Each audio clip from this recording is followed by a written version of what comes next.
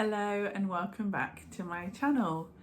My name is Lizzie and this video is going to be all about my recent birth of my son Boaz. So I very recently had baby number 2. I am, I think, now 10 or 11 days postpartum, so just over a week ago I gave birth. I have always been planning on making this video, and if you're just stumbling across this, I will put a link to all of the different kind of pregnancy update videos that I've been making since the beginning of this pregnancy. But as it was my second one, I knew from our experience of the first one, I can also share the birth story of our first child, Constantin, but I have known that I wanted it to be less medical. I've known that we wanted to aim for a home birth. There's been lots of stuff that we learnt from my pregnancy and giving birth last time that has informed the way that we've gone about it this time. However, again, like, I'll link up our preparing for a home birth video, all of these different things along the way. But I was left after the birth of Boaz feeling as though I don't know who this video is for, because, spoiler alert, we didn't have a home birth. I will take you through step by step all of the story, but I ended up having a Caesarean, which is the thing that I wanted to happen least. And actually my experience of this hasn't felt like a positive birth story, and that's what I wish I was filming for you. That's what I want to be putting out there. That's what I was intending to do. And so I'm very aware of the fact that when I was preparing for birth, I was looking very specifically for positive birth stories around home birth in the UK, water births, like all of the things that I wanted my birth to look like. And I think generally when people are looking at birth stories, that's what they're looking for. So I was left feeling a bit like, what am I filming? Like, what's the point in this video? But I think it's also important for me to tell this story for me, but also like as some kind of like therapeutic closure situation. I would feel like I was leaving everyone hanging if I just didn't make this video. I mean, it's not like there's hundreds of you out there waiting for this video, but do you know what I mean? Like, I've filmed the process and this is the culmination, and this is telling the story of what actually happened in the birth. But also I kind of think that it's important to process that everybody knows it's birth preferences and you can't control what your birth is going to look like, and that there are things that I've learned from this experience and things that I managed that I didn't think that I would be able to. So there are positives within it, but I'm not going to put a spin on this to say like this is my positive Caesarean story. It was not what I wanted at all, and it was hard. So all of that being said, I'm going to tell you what happened. And I'm going to talk a little bit about how it was really different to my first birth as well.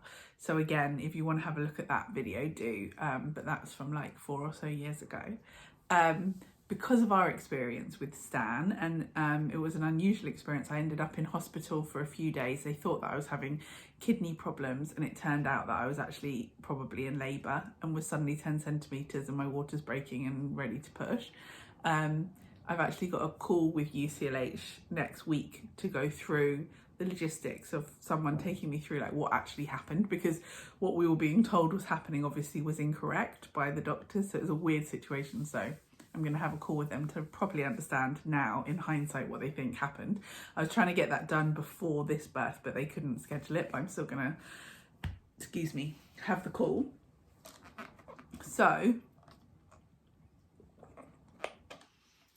that meant that I was just in the hospital already on a labour ward, and then they were like, it's time for the baby to come. And I pushed and the baby came out, and there was, I had an episiotomy and forceps because of the fact that he wasn't coming out and they were worried about distress. But I was only pushed for like an hour. So we felt like it was overly medicalised. And what we were planning for this time was a home birth and having it all intervention free and very, very natural. And obviously what we ended up with is a much more medicalised birth, much more interventions, as many interventions as you can possibly have pretty much. So let me just take you through the story of basically what happened. So on Friday the 20th of May, at 7 p.m, my contractions started. And that was already a different thing from I had had before, because I wasn't aware of having contractions with Stan.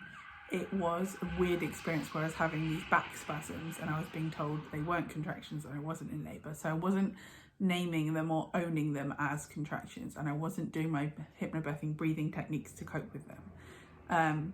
So I was kind of quite interested and anxious to see like what does going into labour feel like, and I was sort of waiting for that.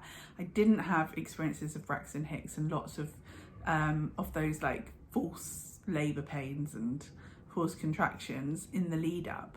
I don't know if you've seen any of my videos, like maybe my 36 to 40 week pregnancy update or my week 41 update, where I talk a bit about all of that sort of stuff, of the feeling of like, if he's not come now, like what's going to make him come? It doesn't feel like anything's happening like gradually that's building up.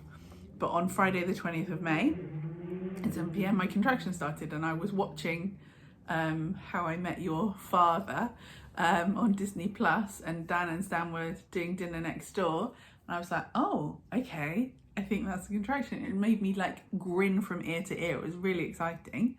But I just kept watching, and then a few minutes later I got another one. It was really nice. It was a really exciting feeling, and I assumed it could be the beginning of it, but it might tail off and it might be a very long time before anything actually happened. But it felt like the first signs of the beginning of something really happening.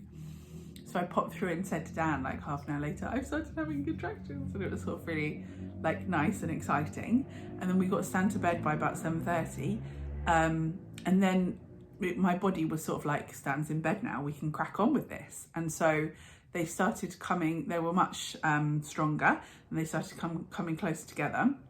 I was bouncing on my birth ball, assuming like we had a long time before, like assuming I'd try and sleep through the night and we'd cook dinner and just carry on as normal. And Dan was like saying, shouldn't we be timing them? I was like, I was so near the beginning, let's just like carry on as normal and let's see what happens. Which we were doing, and then he was like, but Betty, I've been noticing, and that you have had 3 within 10 minutes and they are lasting about 45 seconds to 60 seconds, that's when you'd normally call the midwives. And you wouldn't expect it to like start at that. You would expect them to be further apart and longer, and then they get closer together and shorter, and then that's when you know that it's time. So I was like, oh, well, you could always just call up. Why don't you call the delivery suite and find out who's on call this evening? Because we didn't know who our midwives would be, who would be coming. So he was like, cool, I'll do that. He called the delivery suite. It was about 8 o'clock, and they were like, oh, we're just doing the handover shift. Is it okay if we call you back later? And he was sort of like, well, my wife is having the contractions close enough together. Like, it would be really good if you could just tell us. If you could just find out who the midwives are, I'd really appreciate it, and then we can get in touch with them. So they did, and he got given 2 names, and he called them up.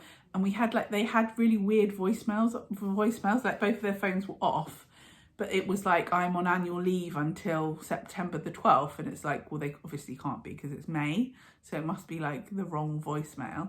Like, are we calling the wrong person, or have they just not changed their voicemail? Like, it was weird, but neither of them were answering. So Dan called the delivery suite again and explained. And after a little bit of time, we were told basically they were off sick and there weren't any home birthing team midwives available.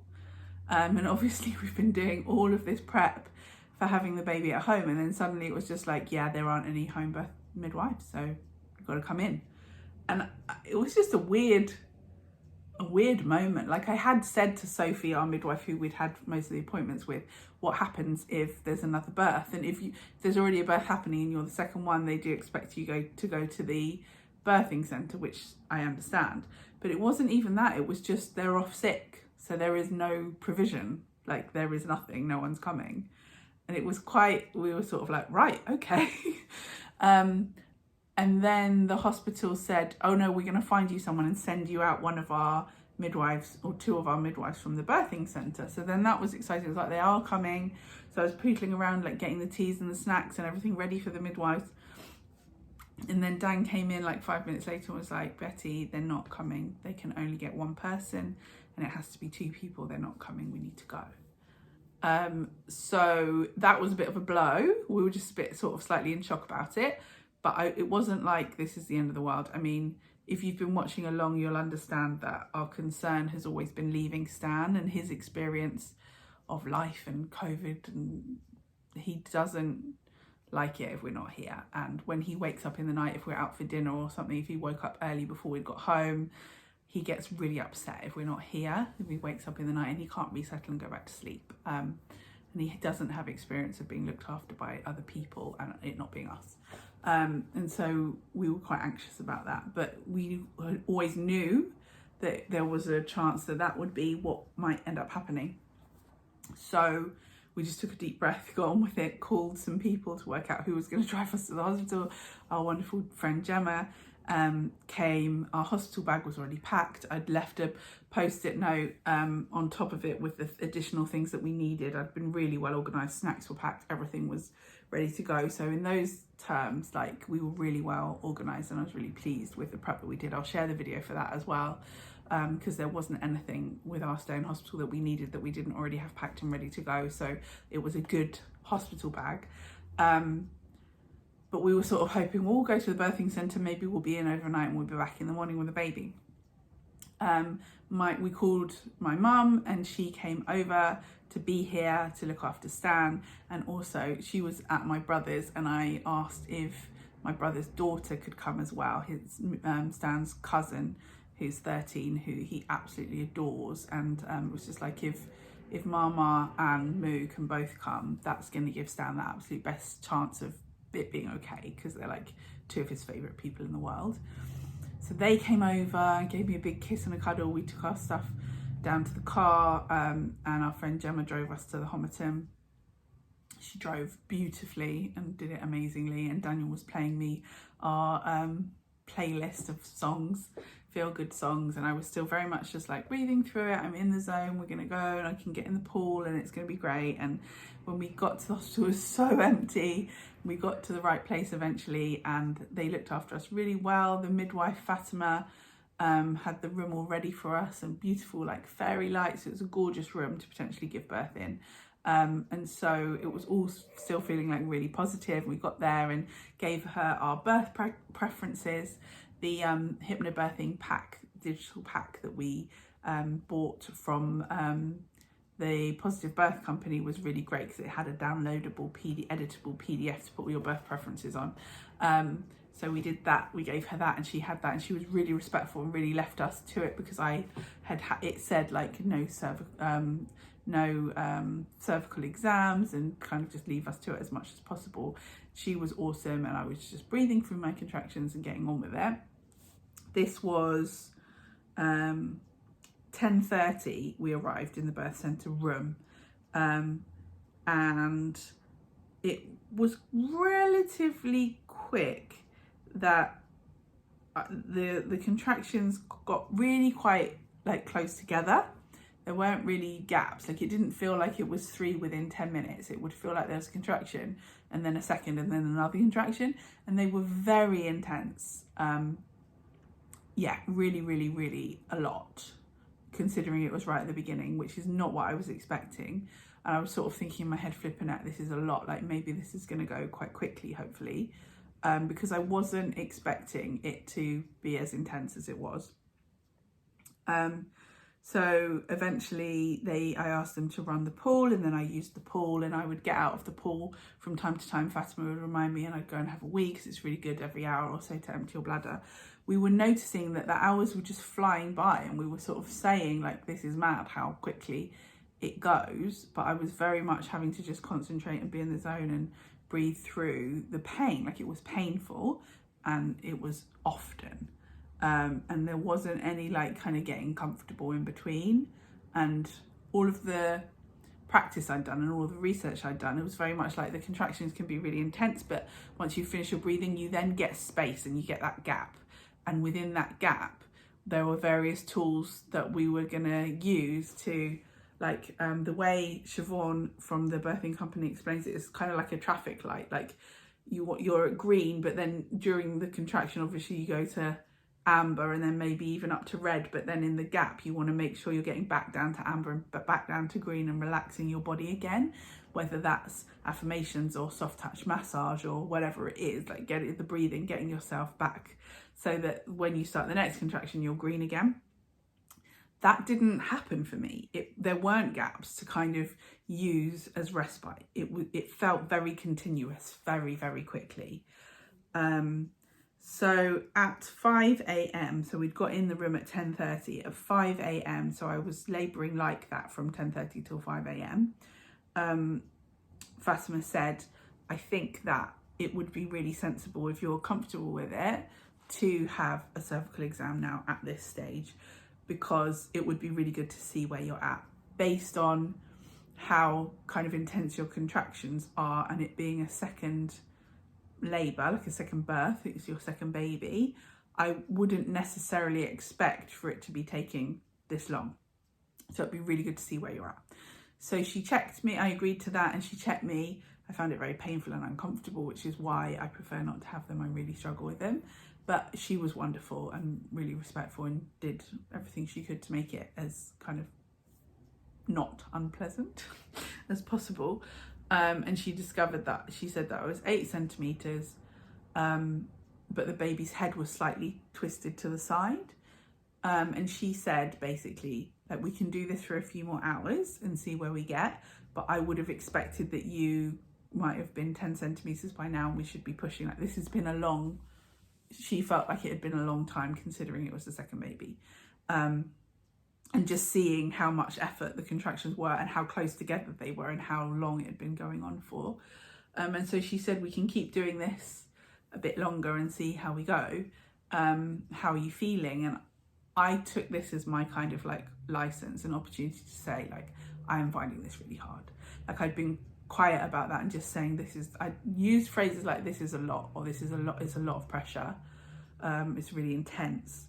But I was thinking in my head, I don't know how much longer I can do this. Like, this is full on. I had no idea it would be this painful, that there would be no gaps, and it would be this number of hours that I'd be doing this. So it really felt like it was a lot. And so for her to sort of say, acknowledge out loud, like she felt like it had been going on a long time, I said, I think I need some kind of pain relief. And that hadn't been the original plan.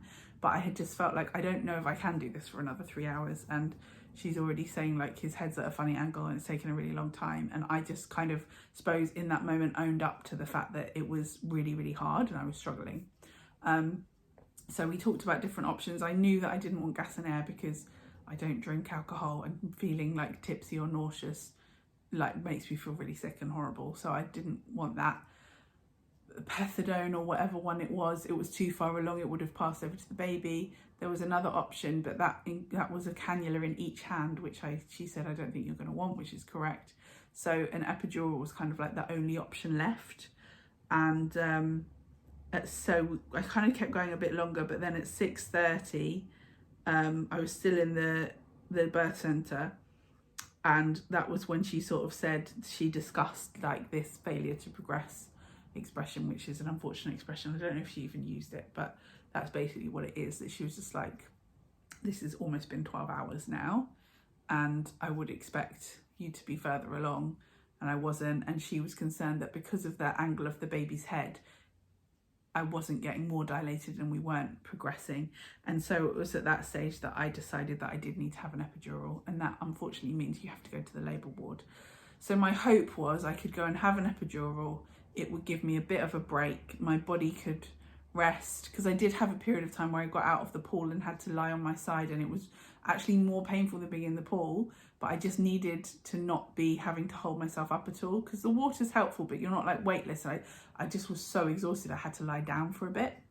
So I was hoping, like, we used brain, what are the benefits, what are the risks, are there any alternatives, what does your intuition tell you, and what happens if you do nothing, and decided that the epidural and the labour ward was unfortunately the next thing that needed to happen. And so at 7:36 I had the epidural. It was horrendous, sorry For some people, maybe it wouldn't be, but I was far enough along that I was having these constant contractions, and I had to be completely and utterly still while he was putting all these needles into my back, and I was in agony from the contractions.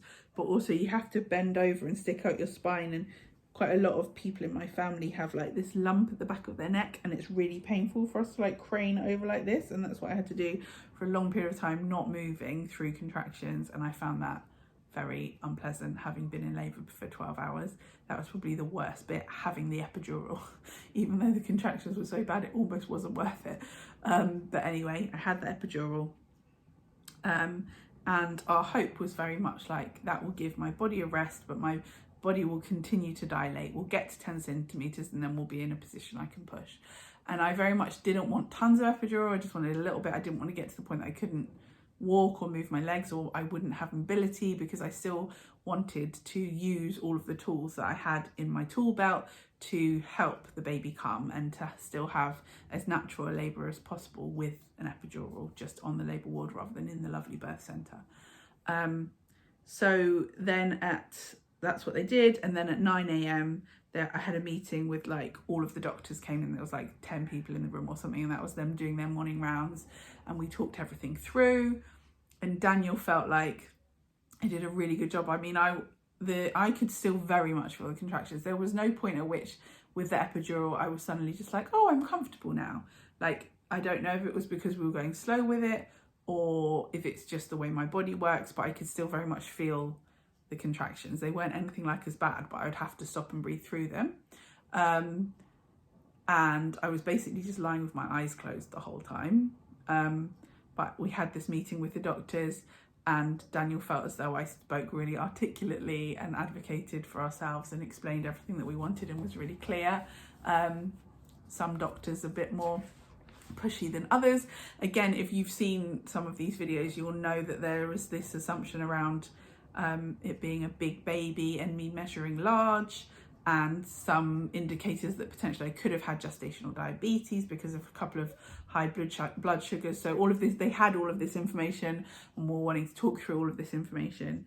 But at 9 a.m. I did agree to have another cervical check to see if I had progressed. It had been 8 centimetres in the birthing centre, and the doctor said actually she thought it was 7 to 8 centimetres.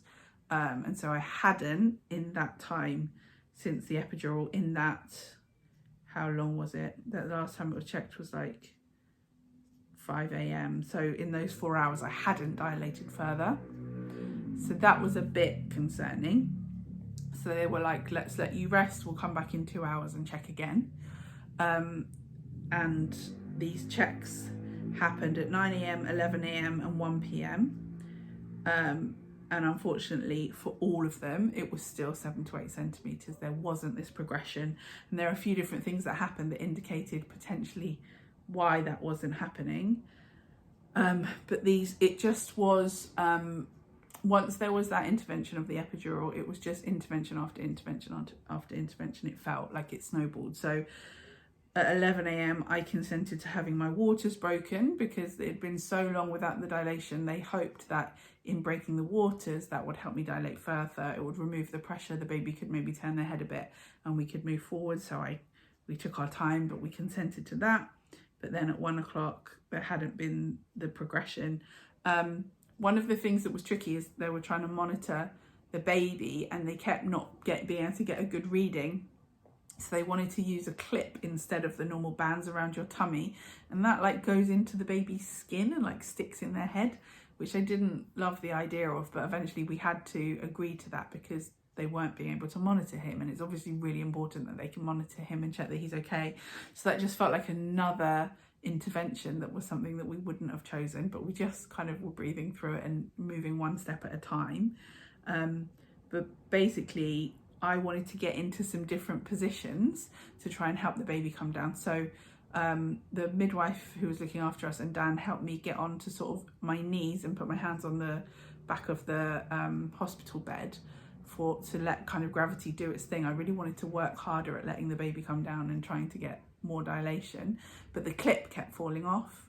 So it basically just got to the point that because of the interventions we'd had, I was lying there on my back not able to use any of the tools, just stuck basically, which is so frustrating. Like, it became such a like medicalized birth that didn't allow me to use all of the tools that I'd learned on how to have a natural birth.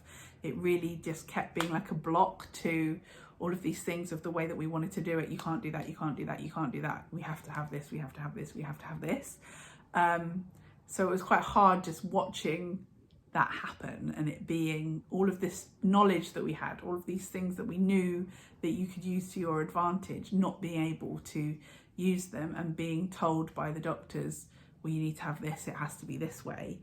When I passionately believe it doesn't have to be that way, and that it's worth fighting against that, we still found ourselves on this trajectory that was the story, that was the way it panned out, which is quite hard.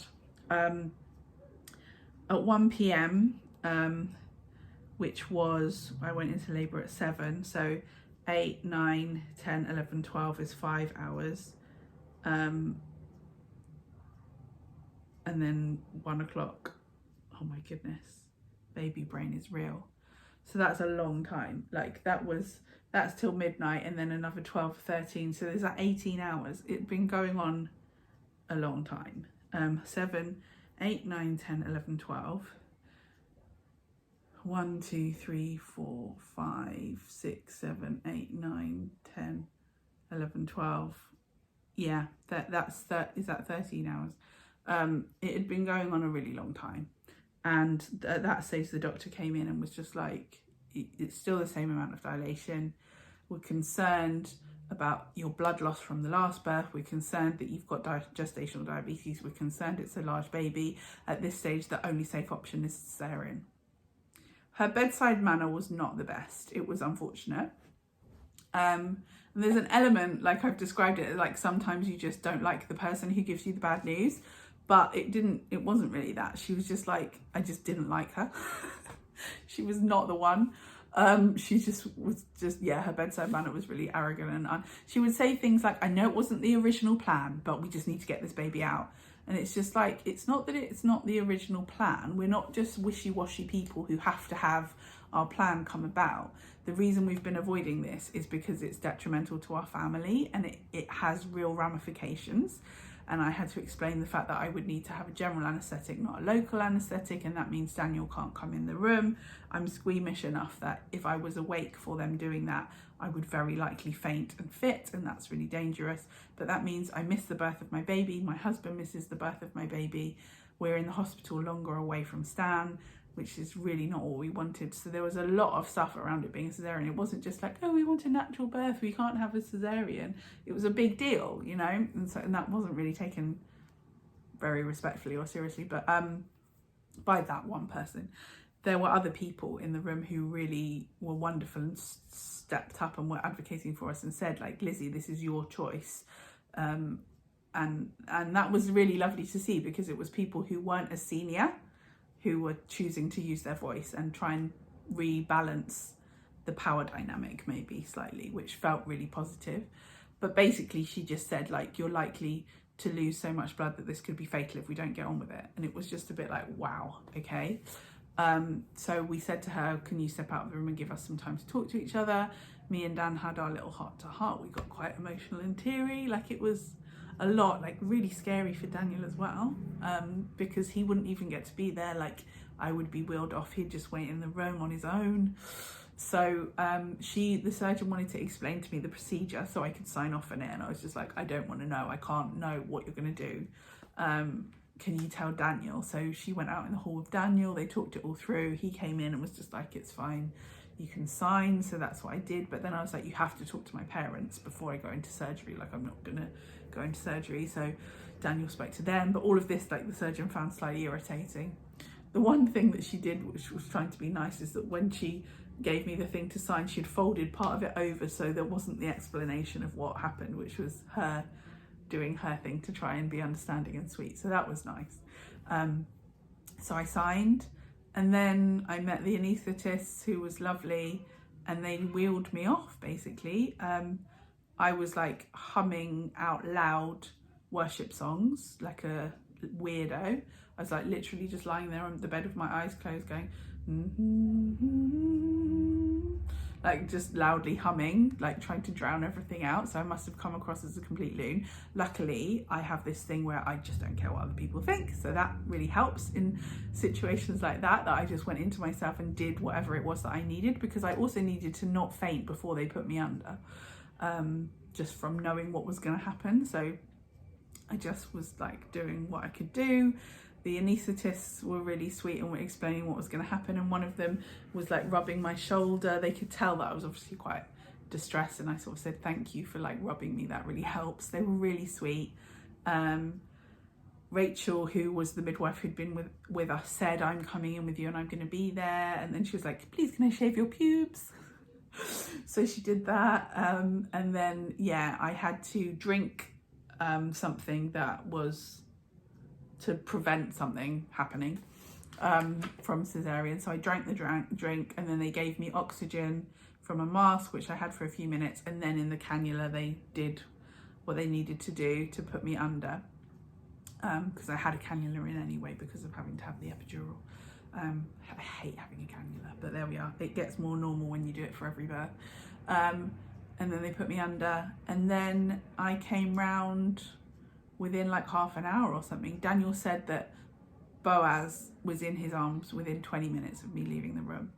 So in terms of it being a straightforward cesarean, we were so lucky. It was really straightforward. It was really quick, no complications. So in terms of us being able to get home to Stan and things like that, and Daniel not sitting there forever terrified that something was going to happen to me, that was all really, really positive and good. My experience was I woke up and I was just shaking, like I was freezing cold. There was this nice woman looking after me who gave me extra blankets, but basically I don't know how they timed it so well, but as I woke up, Daniel was wheeling Boaz into where I was, and then we were together. Unfortunately, Sophie, our midwife, had told us, if you do have to have a cesarean, because you have to go under, say to Daniel, we have to have get Daniel to say to them, we want delayed cord clamping, all of the checks you need to do of the baby, please bring the baby back into the room to me so we can have skin to skin and then do the test. So he'd remembered to say all of those things, but unfortunately when Boaz was born, he had some problems with his breathing, and so they didn't do that. He didn't get delayed cord clamping. They just cut the cord and took him off and had his tests, which I understand why, if they have any concern, they do that. It's a shame that the procedure isn't just to take the placenta with the baby to have the checks. There doesn't seem to be, I asked, again, speaking to Sophie, our midwife, there doesn't seem to be any reason why they couldn't do it that way. Like they could just perform everything that they need to with the placenta still attached. But their process, their way of doing it is to just cord clamp straight away. Maybe that will change in the future, but it isn't the policy at the moment. So that's a shame, because we would have really liked it for him to get all of his blood back, but it is what it is. They then, over the next 48 hours or whatever it was, however long we were in the hospital, every time they did his checks, they were all great and it was completely fine. So there was nothing actually wrong, but obviously that's what they needed to do, and that's really good that they were checking him for that. But it meant that, yeah, Dan got about like 10 minutes of skin on skin with him. He didn't get his golden hour, and then he was wheeled into me because they wanted to be with me, which made sense. But because I was like freezing cold and shaking and couldn't move my limbs properly, it didn't feel safe for him to then be on me. I didn't feel able to do that. So we missed out on the delayed cord clamping, we missed out on the golden hour, we missed out on him being born vaginally and getting the bacteria and all of the things that are good, and my body missed out on finishing labour, and there are repercussions of that I'm now grappling with. I'm going to do a post 1 week postpartum video where I'll talk more about me and my body and where that's at, and the outcome, the repercussions of having a long labour and then an emergency cesarean. So that will just be a different conversation, because this video is already 35 minutes long. But yeah, what was I saying? So those were some things that we missed out on that was hard. But then we were taken to a bay on the ward, which was where we were observed for a period of time, and we just had our checks and our tests and our everything, and he seemed fine and I was okay, but pretty freaked out. there's no way really of honestly talking about it without admitting that it basically, the way it panned out was, it was a traumatic experience. It was not just not what we were hoping to happen. It was literally like watching and feeling and experiencing play by play, each intervention being the opposite of what we wanted, and just watching it play out becoming exactly what we didn't want to happen. And we were so educated within it, and we knew so much about how to make it go down a more natural route. It was almost worse than just going into it blind, because we had thought so much about it and done so much work and knew so much that it wasn't what we wanted. It was kind of like, it was really tough, it was really hard, and we just got on with it, obviously, like what else do you do? But it was traumatic, basically. It wasn't traumatic in that I was sitting there visibly traumatized, but again, I'll talk about it more in the postpartum video. In terms of having to process this, there is loss and there is grief and there is stuff around it being so different than you wanted it to be, but it's more than like the reasons we wanted it to be that way were because of what we needed as a family. It wasn't just like, oh, my first choice is to have the baby in water. It was much more like, we really need to avoid these things because it feels dangerous for Stan, or it feels, you know, like, obviously lots of people have elective C-sections, but a lot of people would prefer not to have a cesarean. For me, the fact that I had to have a general anaesthetic go all the way under really affects recovery time and means you miss it. You know, it's one thing to just have the baby out the sunroof, but still get to see the baby instantly and have skin on skin instantly. Like, you miss all of that if you have to go under and your partner can't even be there. And so there was a lot of stuff that it felt like was just gradually being taken away from us, I guess. I don't know. What else is there to say? So his time of birth was 2:38 p.m. So he was born in that afternoon. And as I said, Danny was with the baby for 20 minutes later, which was brilliant. And then what did we do? We were basically just on the ward. That evening, we got moved out of observation just to another part, like a couple of bays over, which was a bit less spacious, but fine, and spent the night there. And then that next day in the morning, I said to the midwife, like, are we able to go home today? Like, what needs to happen for us to progress and be able to get home? Because we've got a 4-year-old at home that we really want to get back to. And I was so impressed with the Homerton and the care that they gave us and how they helped that be a reality. So there were various procedures we had to go through. Like, they had to be sure that my iron was okay. And until they knew that, they weren't going to take the cannula out. They had to do a certain number of checks on Stan. I had to have blood thinning injections. So I've got to have 42 days of blood thinning injections because of having the cesarean. So that's a barrel of laughs. Daniel has to inject me every evening. And there were, various checks and things that we had to do to get there. But they got the surgeon to come and talk to me on rounds. They got all of these things in place so that by, I think, 6 o'clock, we were on our way home. So Stan had that first night that he woke up in the night and I wasn't here, and that was really distressing for him. But Minnie and my niece and my mum were here, and they made it okay, and they looked after him.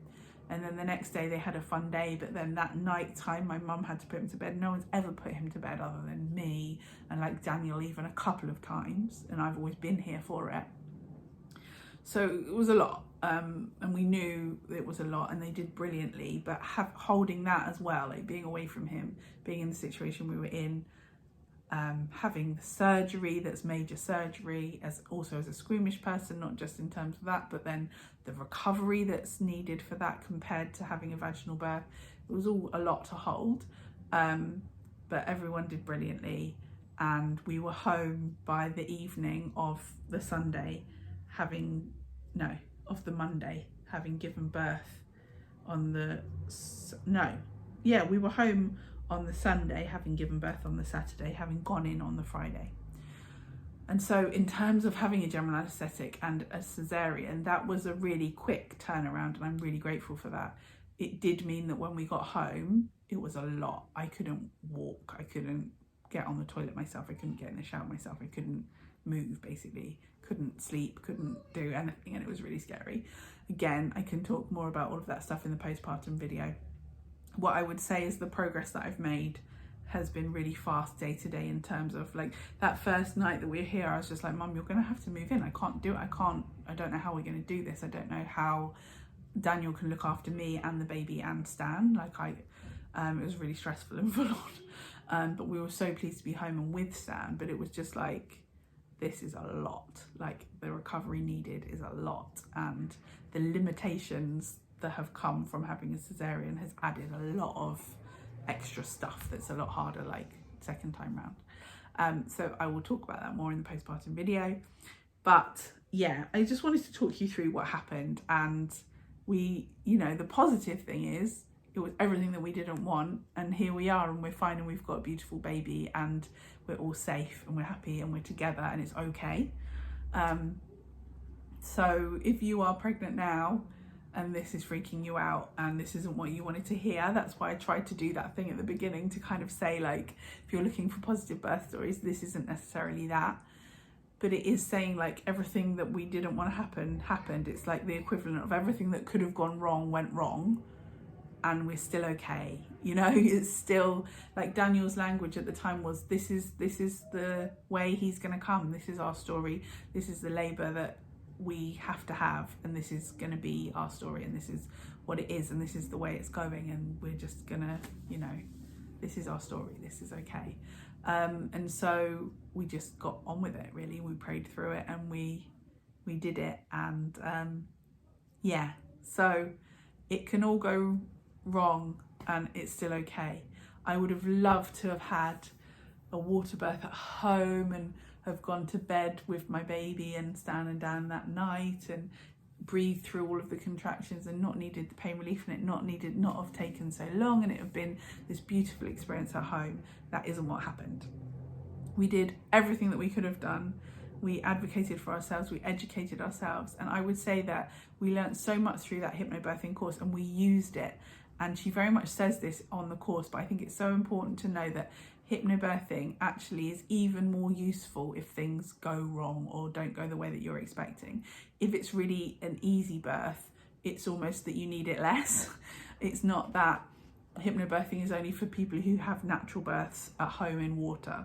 That's not what it is. So the mechanisms and the tools that we learned through hypnobirthing were so valuable. But it is hard that our experience was, having had the first birth that we had, we really wanted it to be much more natural the second time round, and it went so far the other way that it was basically as medical as it could possibly be, and as, for us, hard as it could possibly be. So yeah, I'm kind of rambling now at this point, and it's nearly 45 minutes. So what I'm going to do is I'm going to show you Boaz, and you'll be able to see hopefully how worth it has all been. But yeah, I guess I just wanted to share this with you, and I'm sorry that I can't say it was this really positive experience, because it was really, really hard, but I wanted to tell my story and let you know what happened and share that with you. And there are definitely things from it that have been positive, like him, but also I was saying to Dan at the time that we've known each other since we were teenagers. We've been together, we haven't been together since then, but we've loved each other as friends and been in each other's lives for so long. We're really, really tight. We're like best mates as well as being married. But going through something like that makes you even more bonded and even closer, and even more in tune as parents and stuff. So that's positive. But anyway, I'm gonna show you Boaz, and then that'll be the end of this video. And I hope that it's been interesting, at least. I don't know how useful it is. As I say, like, I actually feel guilty that I'm not putting into the world this positive birth story. I want there to be more positive birth stories out there for women to feel they can trust their body and they can do this. And I think that's part of what was so hard, is that in the lead up to the birth, there were doctors saying, like, this baby's too big, you're not going to be able to do this, we need to induce you, you might have to have this, this and this. And I really wanted to fight against that and trust my body and say I can do this and do it naturally. And so it was particularly hard that that came true, like the things that they were saying that I don't believe doctors should be saying to women when they're pregnant, that your baby's too big or you can't do this. they have no way of knowing that. But actually in my situation, that came true and that was what it was. And that's really quite hard to unpack, because I still passionately feel like women should be being taught to trust their own bodies, and they should be behaving as though they can expect that they can birth their own baby naturally, and not be being told they need to be induced or that they need a caesarean. But in my case, it did end up being that the baby was really big, and that was a problem, and that his position was a problem. And it's hard to marry the two up in my head, or get to the bottom of what that means or how I feel about that. But it's it's complicated, and there's going to be a lot of processing to do. And my midwife has suggested I have like a 8 weeks, you can have an appointment to talk through the birth and kind of go through it all with somebody. And I think that will be really helpful and healing. And there'll be some work to do, like maybe I'll have a bit of like therapy around it, of talking about it more. I don't know, I'll see what it feels like I need. I certainly felt after the birth that it made me feel like, well, we can only have 2 children. I don't want to do this again. I can't do this again. I would be scared of having another big baby. I would be scared to have a caesarean again. So there's definitely some work and some unpacking to do, because before that, we have always thought it would be nice to have 3. And so to have an experience like that, and then it make me feel like I can't have a 3rd child, is obviously that's a lot. So I need to do some unpacking. I need to have some time, but like, it's been 10 days. So that's where I'm at. I wanted to be really honest with you and explain all of that stuff. He's completely amazing. And so that's wonderful. But I didn't have that amazing experience of, I'm a superhero, I am superwoman, my body did this is amazing, I'm so proud of myself. And actually I did feel like that last time, even though it was a weird old situation. And I was hoping to have a lot more of that, and the oxytocin that comes with that, and that experience. And that isn't what we've had. And that's okay. But I just wanted to kind of share that with you. I'm going to get the baby. So this is Boaz. He's Boaz Absalom Evans Gledall. He's pretty great. He is nearly 5 kilos. So he's 4.81 kilos, which is a big baby. He's basically, in pounds, that's like nearly 10.5 pounds.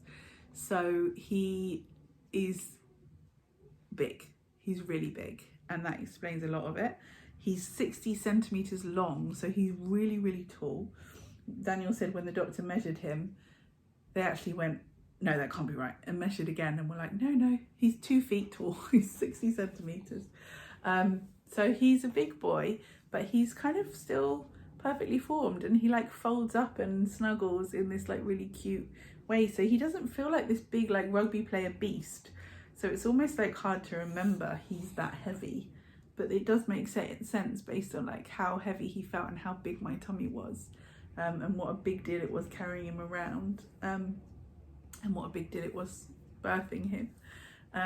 So yeah, he's a big boy, but he's a lovely boy. The breastfeeding journey has been much easier than it was with Stan. It's been really straightforward, and so that's been a real blessing.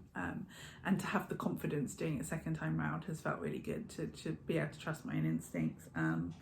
He sometimes sleeps in the night for like stretches of 5 hours that we're really grateful for, but then he'll alternate with another night where he won't sleep unless he's being held, and we have to take it in turns to sit in the chair.